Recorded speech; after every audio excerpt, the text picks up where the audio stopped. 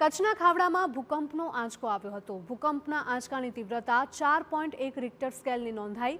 ભૂકંપનું કેન્દ્રબિંદુ ખાવડાથી 55 kilometre દૂર નોંધાયું। રાત્રે 1:22 મિનિટે આવ્યો હતો ભૂકંપનો આંચકો। કોઈ જાનહાનિના સમાચાર સામે નથી આવી રહ્યા।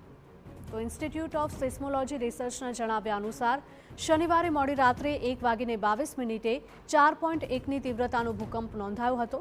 આ ભૂકંપનું કેન્દ્રબિંદુ કચ્છના ખાવડાથી 55 કિલોમીટર દૂર ઉત્તર અને ઉત્તર પૂર્વ દિશામાં જમીનથી 11.6 કિલોમીટરની ઊંડાઈએ નોંધાયું હતું।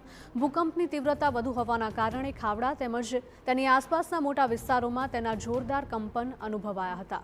જો કે સદનસીબે હજુ સુધી કોઈ જાનહાનિ કે મોટા નુકસાનના સમાચાર નથી સામે આવ્યા। આ પહેલા શુક્રવારે પણ કચ્છમાં ભચાઉ અને રાપરમાં 2 હળવા આંચકા નોંધાયા હતા। એક જ દિવસમાં ઉપરા છાપરી આવેલા 3 આંચકાએ લોકોમાં પણ દહેશત ફેલાવી છે।